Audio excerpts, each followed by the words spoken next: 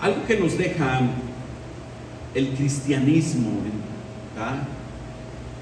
El conocer a Cristo no es solamente conocerlo, sino que Él nos da lecciones, nos enseña.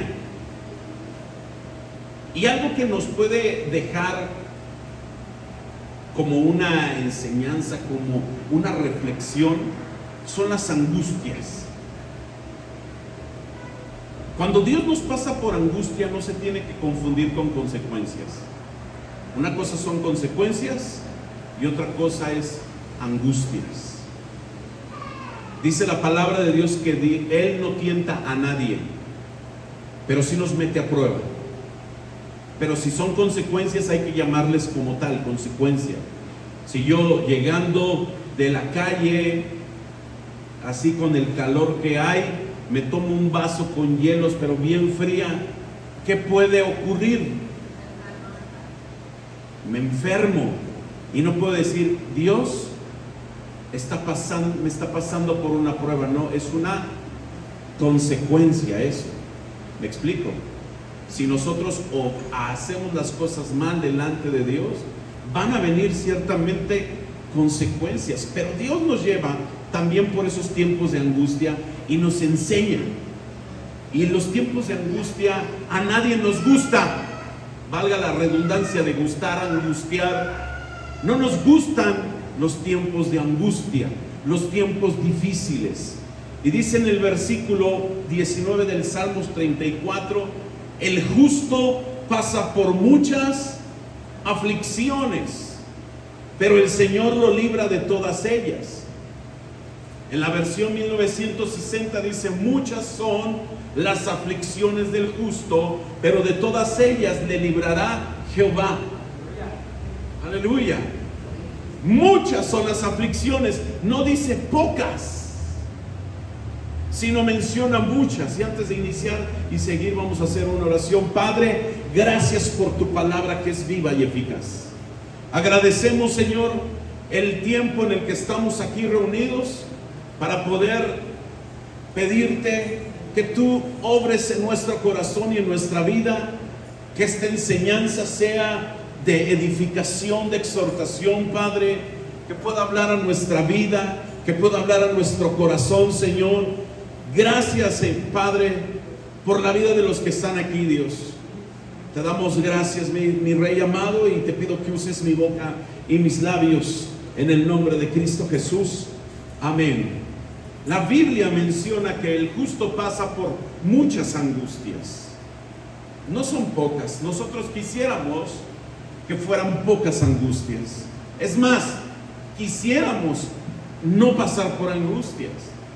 Pero es importante las angustias, porque la Biblia lo menciona. Muchas son las aflicciones, muchas son las angustias. Una angustia es una aflicción.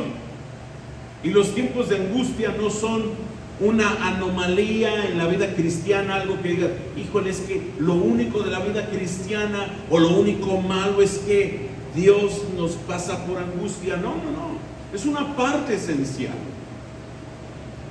Es parte esencial del camino de la fe, las angustias.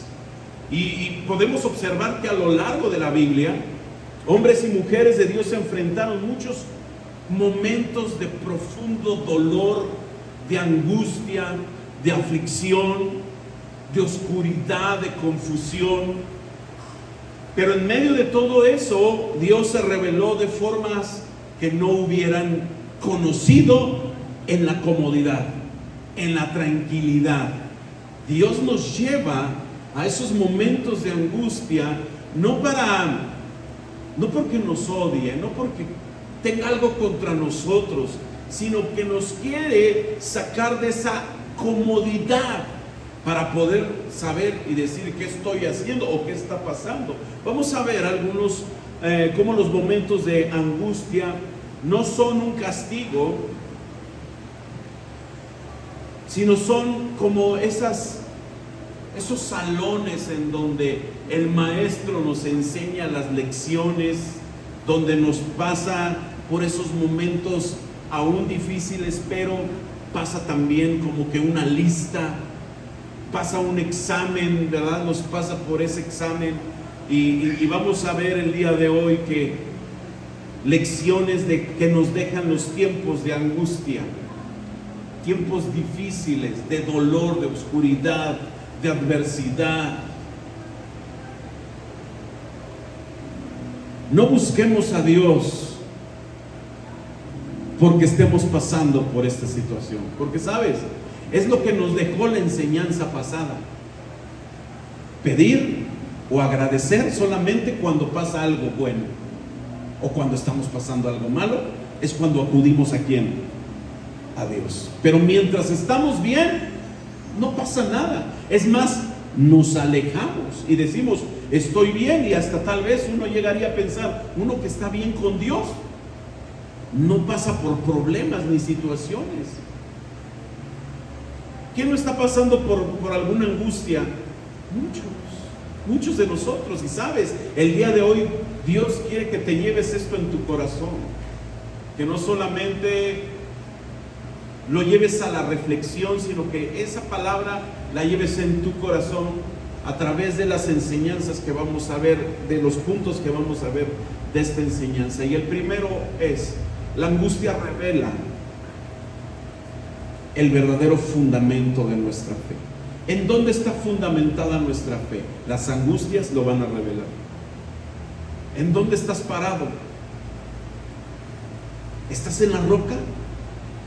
¿Estás en arenas movedizas? ¿Estás en la emoción? ¿En dónde estamos parados? Dice la Biblia, y lo podemos leer ahí en la parábola que nos habla en Mateo 7:24 y hasta el 27. Dice, a cualquiera que me oye estas palabras y las pone en práctica, lo compararé a un hombre prudente que edificó su casa sobre la roca. Cayó lluvia, vinieron los ríos y soplaron los vientos y azotaron aquella casa, pero esta no se vino abajo porque estaba fundada sobre la roca. ¿En dónde está tu fe fundamentada? La fe no se debe de basar, amén, en Cristo. La fe no se debe de fundamentar en las emociones, en el movimiento, en el mover nada más. Que no sea tal vez como un momento de efímero, ¿verdad? Ay, qué padre es estar con Dios. Qué hermoso.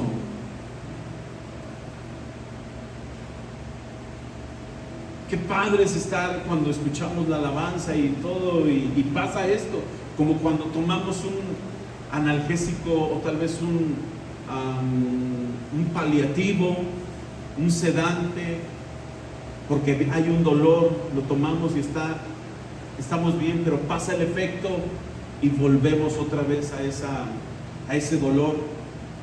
¿Dónde está fundamentada nuestra fe?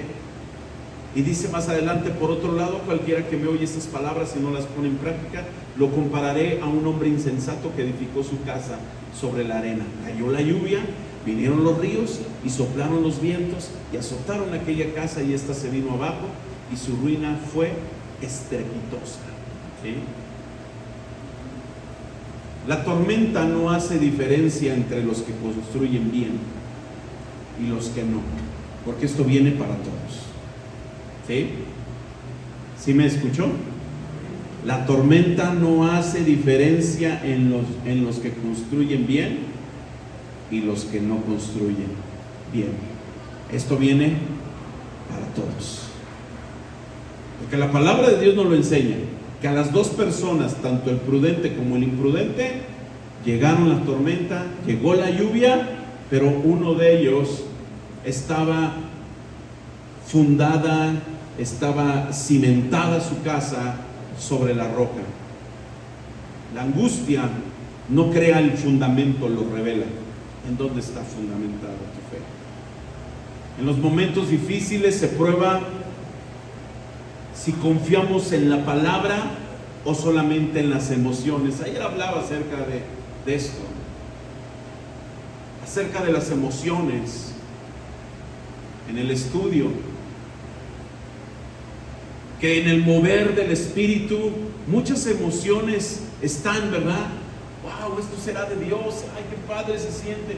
Hasta tal vez nunca he escuchado a un cristiano decir esto, pero tal vez lo llegue a pensar, o tal vez en el mundo lo escuchó, y dice, ay, no, se siente una vibra bien diferente, ¿verdad? No es vibra, es el Espíritu Santo. Amén. Pero no solamente está en las emociones, sino que confiamos en su palabra. Aleluya. ¿Confías en su palabra? Ahí está fundamentada tu fe. Ahí es donde se revela en dónde está fundamentada toda nuestra vida. Si una persona pierde el trabajo repentinamente, el que busca, el que confía a Dios, ¿cómo lo va a buscar?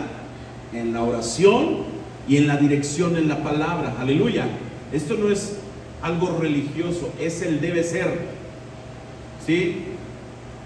Y el que no, se llena de desesperación. Y claro, si pasa una situación difícil de repente, ¿cómo vamos a actuar? ¿Cómo vamos a expresar? Revela lo que hay dentro de nosotros al momento de una angustia. ¿Sobre qué estamos fundamentando, construyendo nuestra fe? ¿Sobre las promesas bíblicas o sobre los sentimientos? ¿Sí? Número 2, la angustia nos acerca más a Dios. No es que nosotros debamos de pasar por esa angustia para que nos acerque a Dios. Ay, qué padre, entonces tendré que estar en la angustia para que me acerque a Dios. No. Porque el alejamiento también trae consecuencias. ¿Sí? El alejarnos de Dios, dice, el que habita al abrigo del Altísimo, el que mora, el que está ahí. Pero el que no, ¿qué empieza a hacer? Se empieza a alejar. Se empieza a alejar del lindero donde Dios ya no puede actuar, nos permite, nos da el libre albedrío. Bueno, te vas a salir, ten cuidado, yo soy tu pastor, yo soy el que te alimenta, el que te cuida, el que sana tus heridas. Pero si te alejas del lindero, afuera va a haber lobos que no tendrán misericordia. Y Dios lo permite porque es consecuencia. Pero las angustias en este punto nos deben de acercar más a Dios, no por lo que ocurra, sino porque estamos cerca de, porque estamos confiados. Dice Salmo 34:18, cercano está el Señor para salvar a los que tienen roto el corazón y el espíritu. Cercano está Dios para todos aquellos que están quebrantados del corazón, para todos aquellos que están pasando por angustia. Oseas 2:14 dice, sin embargo volveré a cortejarla, hablando de la iglesia. La llevaré al desierto y allí me ganaré su corazón. Los desiertos son momentos difíciles, momentos de angustia, momentos de adversidad, porque en el desierto es cuando nos habla Dios, es cuando tenemos la oportunidad de estar más cerca de Dios. Y el quebranto es como un tipo, como de esas bocinas que luego, ¿cómo se llaman estas bocinas? ¿Megáfonos? No. Sí, ¿verdad? Los que se ponen aquí como ¿qué dicen? ¿Sí? Que Dios usa para hablarnos. Si pasa fuera una persona hablando y gritando, tal vez escuches, pero no entiendas. Pero si pasa con un megáfono, ya más o menos, ya estás poniendo tu atención en el sonido, en lo que emite. El quebranto es como ese megáfono que Dios utiliza para hablarnos. ¡Hey! ¡Te estoy hablando! Porque en la calma muchas veces ignoramos la voz de Dios, pero en el desierto aprendemos a escuchar. En el desierto es cuando más cercano estamos a Y qué lamentable que pueda ser solamente en los días de angustia, y no siempre. Porque sabes, la angustia limpia el ruido y nos sintoniza con el cielo. De todo el ruido que está a nuestro alrededor, la angustia nos hace acercarnos más a Dios. ¿Sí? Elías, un ejemplo, Elías cuando huye, se va deprimido, porque él pasó por depresión, huye deprimido al desierto, pero después de ese momento tan difícil, tan fuerte, escuchó la voz de Dios suave. Y dice la Biblia en primer libro de Reyes 19, 11 al 13: entonces el Señor le dijo: sal de tu cueva y espérame en el monte delante de mí. Elías pudo sentir que el Señor estaba pasando, porque se desató un viento poderoso que a su paso desgajaba los montes y partía las rocas, pero el Señor no estaba en el huracán. Tras el viento vino un terremoto, pero el Señor no estaba en el terremoto. Tras el terremoto vino un fuego, pero el Señor tampoco estaba en el fuego. Pero después, ¿qué viene? Luego vino un silbo apacible y delicado. Aleluya. Y cuando Elías lo percibió, se cubrió el rostro con su manto y se quedó a la entrada de la cueva. Entonces escuchó una voz que le preguntaba: ¿qué haces aquí, Elías? Después de ese momento difícil de terremoto, del huracán, del fuego, ¿no estaba Dios ahí? Porque no es que nos quiera enseñar la palabra de Dios que en los momentos difíciles no está Dios, pero ¿qué le había dicho Dios a Elías? Sal, vete. ¿Y qué hizo Elías? ¿Se quedó o se fue? Se quedó, porque después vino un viento apacible y le dice: ¿qué haces aquí? ¿Sí me explico? En ese viento apacible, en ese silbo, así como dice la Biblia, podemos escuchar a Dios de una manera tan delicada diciendo: ¿dónde estás? ¿Qué estás haciendo aquí? Pero solamente estando en momentos de angustia es cuando Dios está aún más cerca. Número 3. La angustia purifica nuestras motivaciones. ¿Qué motivaciones tienes? ¿Cuál es tu motivación? Dice la Biblia en Job 23:10: pero Dios sabe por dónde ando, me pondrá a prueba y saldré refinado como el oro. No toda motivación es visible hasta que la prueba la desnuda, la revela, la muestra. ¿Sí? Hay veces que nuestras motivaciones no se ven, pero cuando viene la angustia, ¡pum! ¿Qué motivación tenías? Por ejemplo, vienes a la casa de Dios por amor, por agradecimiento o por obligación. Si estás sirviendo a Dios en un área, ¿lo haces por pasión o por posición? ¿Adoras a Dios por costumbre o por gratitud? El fuego de la angustia no nos va a destruir, solamente nos va a refinar, como dice la palabra de Dios aquí en Job. Nos refina, ¿sí?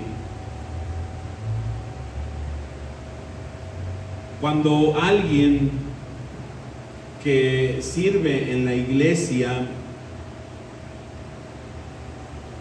y pasa por una enfermedad, y al no poder servir, descubre que Dios la ama o lo ama por quien es, que por lo que hace. Aleluya. No es que no sea importante lo que haces, sino que Dios te ama. Simple, sencillo. ¿Qué es tu motivación? ¿Servir a Dios no servirlo, vivir agradecido, o vivir por obligación, o vivir o sobrevivir. Cuando Dios nos desnuda, y no es para avergonzarnos, sino es para purificarnos, no es para rechazarnos, es decir, mira lo que tú estás haciendo, esta es tu motivación, sino que nos revela esa motivación para que podamos purificarnos, refinarnos. ¿Qué es lo que estaba pasando en la vida de Job?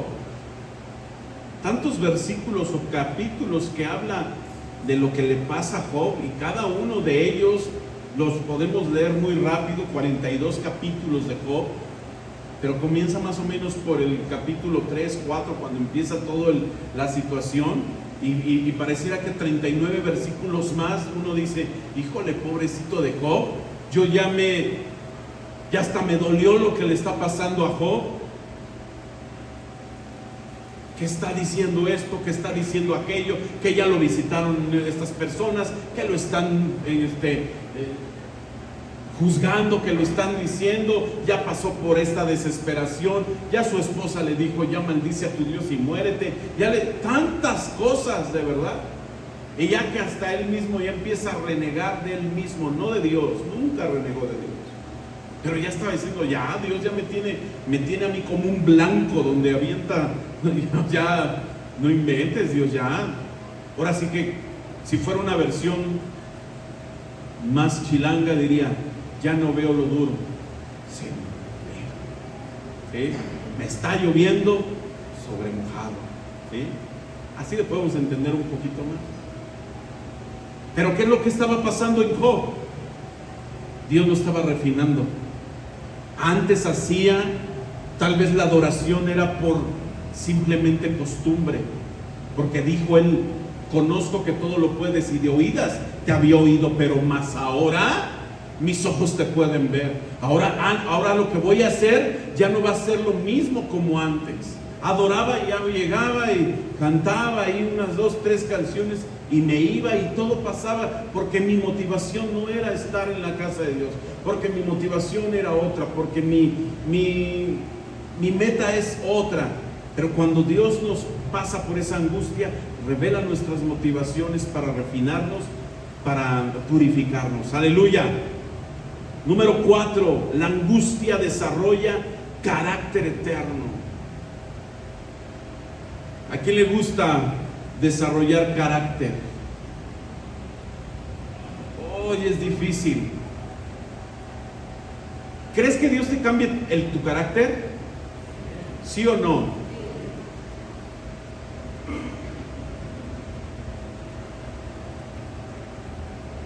Si Dios te creó con ese carácter, así te quiere, solamente te va a moldear. ¿Sí me explico? Te moldea Dios. Porque imagínate, el carácter que tú tienes es un conjunto de rasgos muy propios tuyos. Dios no los quiere cambiar, los quiere moldear, porque Él es el alfarero y Él nos da la forma. Aleluya. ¿Sí? No te quiero así, con ese carácter que eres muy aguerrido, pero que esté siendo utilizado por el Espíritu Santo. Aleluya. Porque Dios te creó con un temperamento, si no, imagínate, así como eres, pero moldeado. ¿Sí? Así de enojón, pero moldeado. Que no te dure el enojo todo el día, toda la semana, todo el mes, o hasta por años, ¿verdad? Sino que tú sepas y entiendas que estamos moldeando, que nuestro alfarero nos está moldeando, y la angustia es lo que desarrolla un carácter. Dice la Biblia en Romanos 5, 3 y 4, y no solo esto, sino que también nos regocijamos en los sufrimientos. Wow. ¿Quién se regocija en los sufrimientos? Nadie. Pero por algo dice, porque sabemos que los sufrimientos producen resistencia. La resistencia produce un carácter aprobado y el carácter aprobado produce esperanza. Aleluya. Nos crea, nos moldea un carácter eterno. Imagínate, a ver, ¿cuántos coléricos hay aquí? Ay, bendito Dios, que Dios los perdone. A ver, que si tú fueras melancólico, ¿serías tú?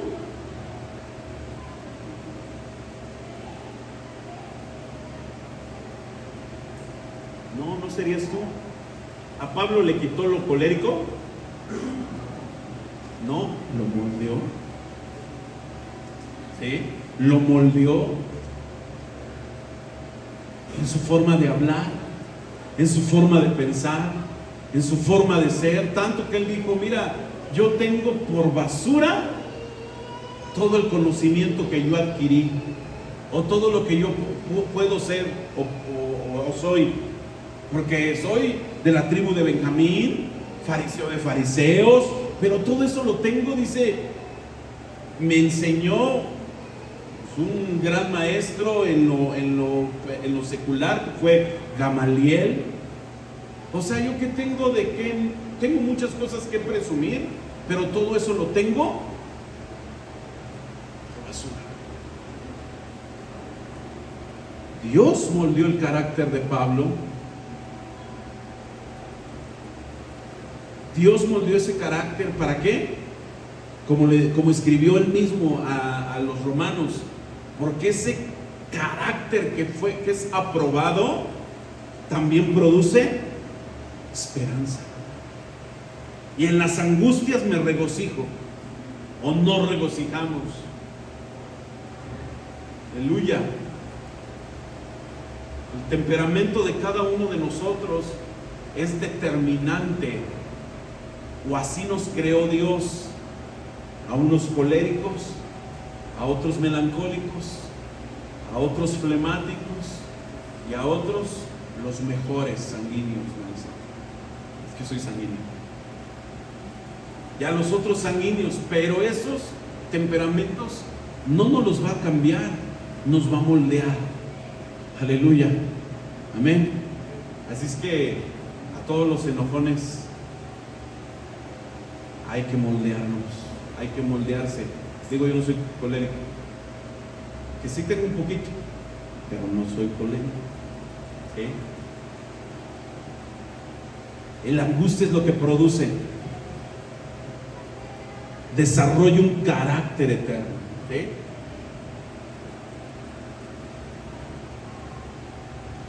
Ya que la angustia es una fábrica celestial del carácter. ¿Sí? La paciencia, la fe, humildad, compasión, no viene sola en estar en tiempos difíciles, porque sabes que Dios está más interesado en formar carácter de Cristo en cada uno de nosotros que mantenernos en nuestra zona de confort. Es muy padre, es muy rico y es muy sabroso estar en la zona de confort. Pero para Él es más importante el carácter de Cristo en ti, en mí, que estar bien a gusto en nuestra zona de confort. Un ejemplo fue José, que fue vendido, encarcelado, olvidado, pero allí Dios formó al hombre que gobernaría Egipto con sabiduría. Aleluya.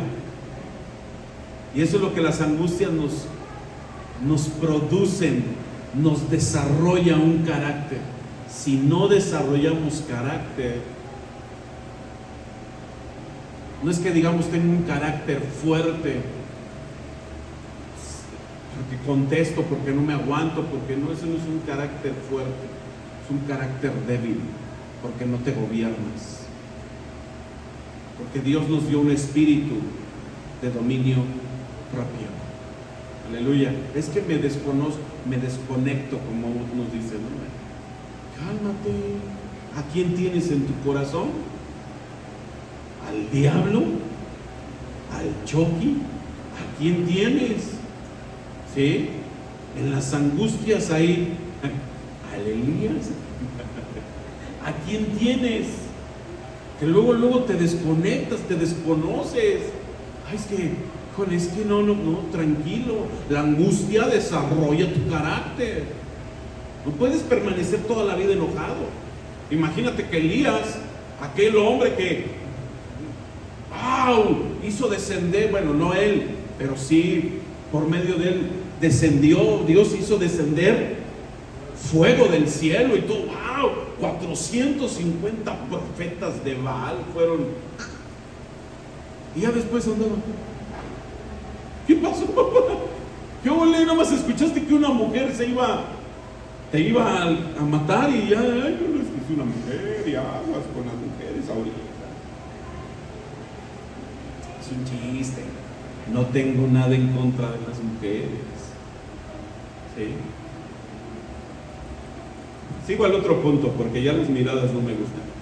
La angustia, no es cierto. La angustia no es el final de la historia, no crean ya fue todo, ya hasta aquí. Yo creo que Dios me llevó porque pues es el final. No, la Biblia dice, 2 Corintios 4:17, porque estos sufrimientos insignificantes y momentáneos producen en nosotros una gloria cada vez más excelsa y eterna. Aleluya. La versión 1960 dice: esta leve tribulación momentánea.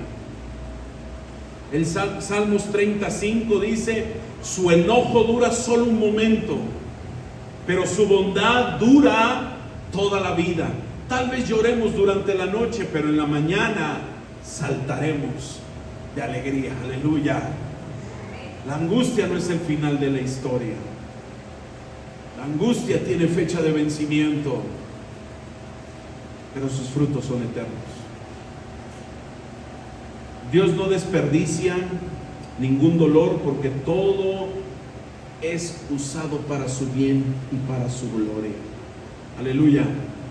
Porque tarde que temprano esas angustias serán de testimonio para otras personas y glorificarán su nombre. Amén. Lo que pasó con Lázaro, Marta, María, sus hermanas dijeron: ¿para qué vienes? Ya el cuerpo de mi hermano ya hiede, ya huele feo.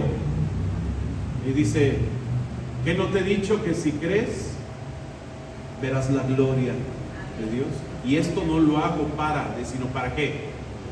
Para glorificar el nombre. Aleluya.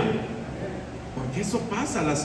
Las angustias no son el final de nuestra historia, sino también sirven de testimonio para otras personas. Porque la angustia que estás pasando hoy puede ser el mensaje de esperanza para otros el día de mañana. Aleluya.